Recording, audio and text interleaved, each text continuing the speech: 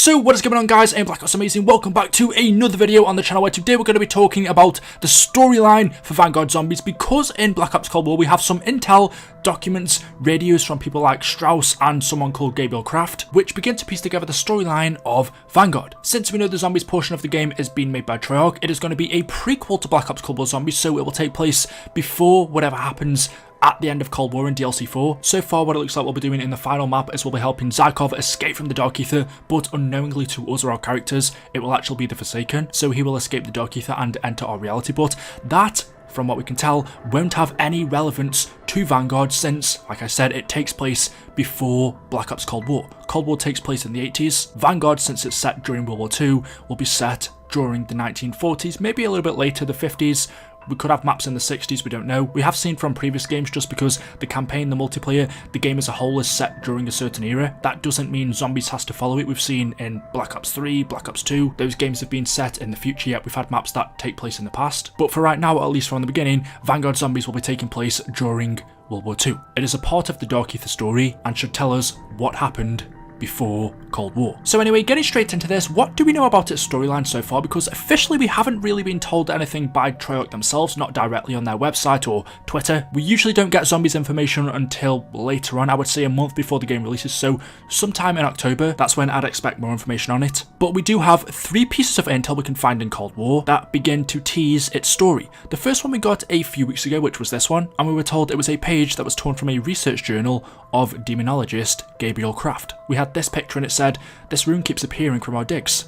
It must have a meaning. Kraft, 1944. We could immediately link this to something because in the Vanguard Zombies logo we can see these exact same runes within the word zombies, so there is clearly a connection here. What exactly these runes were though, or what they meant, we didn't know, but then all of a sudden, a week or 2 ago in Season 5 Reloaded, we got yet another one, and this one said, "Another rune unearthed in Mexico. Markings are similar to the one found in Egypt. Kraft 1944. And going back to the Vanguard Zombies logo, we can see this exact same rune is on there, but still, as to what these are, what they mean, is a mystery. All that we were told is these were pages that were found in demonologist Gabriel Kraft's journal, and that one of them was found in Egypt. But there was one other piece of intel in the game, which is a radio. It is from Dr. Strauss, where he tells us this.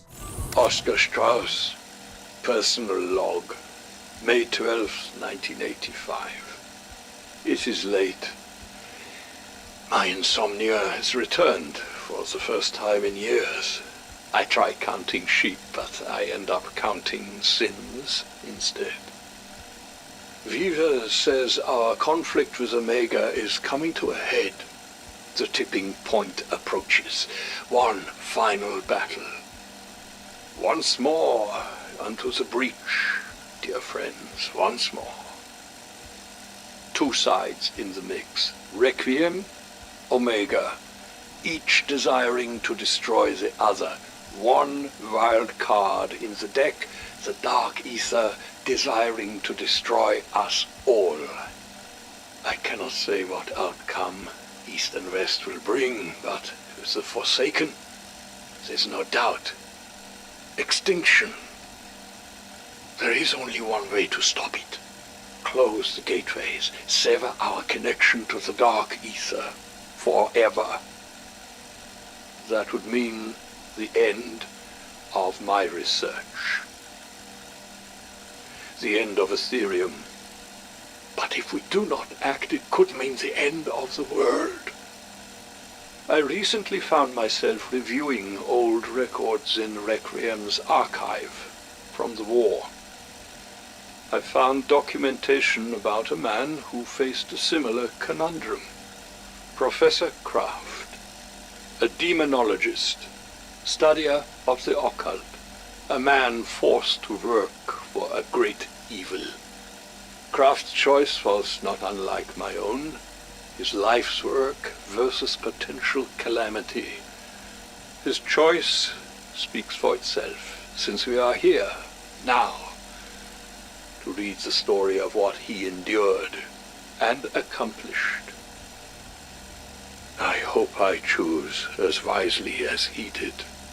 We know that Dr. Strauss now works for Requiem, but before that, before he was hired by them, he worked with the Nazis. He doesn't like to call himself a Nazi, he denies being one of them, but he did work at Project M Station with Dr. Vogel. However, when he worked there with them, that was before the time of them experimenting with the Dark Ether and trying to hide the Nazis inside of it. Strauss ended up changing sides and went to work for the Americans. He starts off in this video talking about how his insomnia has returned, how he tries counting sheep to sleep but instead ends up counting his sins. He talks about how the conflict with Requiem and Omega is coming ahead. We know in DLC for our final Cobble Zombies map, both groups are racing against one another to try and rescue Zykov from the Dark Ether. The first group that does that will gain his knowledge, so if Omega end up rescuing Zykov first, they will gain what he knows about the Dark Ether and use that to their advantage. They could create weapons, try and harness its power for themselves, and on the other side we have Requiem, who are trying to rescue Zykov before them, and whilst it's obvious they don't want Omega to gain Zykov's knowledge, I also think there's another agenda at play here, something to do with the director which we don't quite fully understand yet. So yeah, Strauss starts off this video by talking about the current conflict, but then he also goes on to talk about how he's recently found himself reviewing old records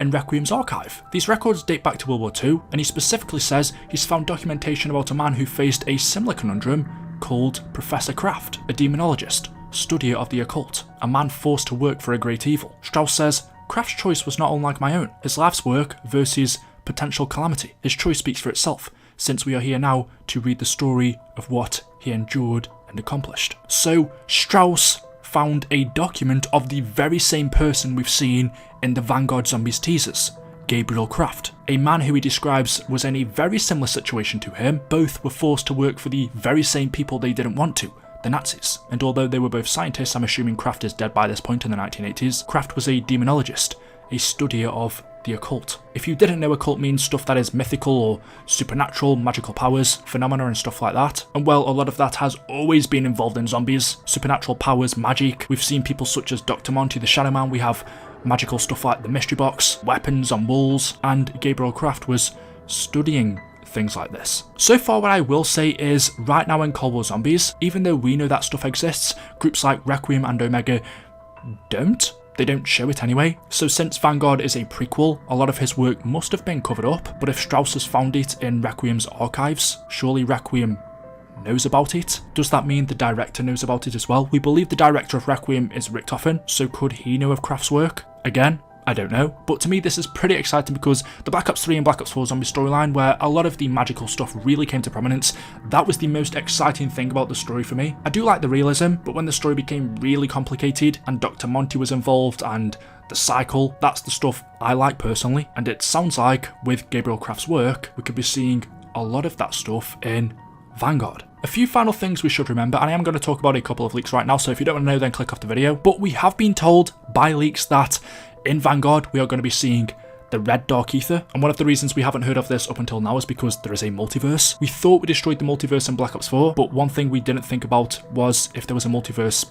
for the Dark Ether, I guess. We don't know anything about it, so that's all I'm going to say on that. But there we go. We are starting to gather little bits of what the storyline could revolve around in Vanguard. Let me know your thoughts in the comment section below. As always, hopefully you've enjoyed today's video. If you have, drop a like rating. Make sure you are subscribed to stay up to date with the latest videos on the channel. And as always, I will see you in the next one. Until then, goodbye.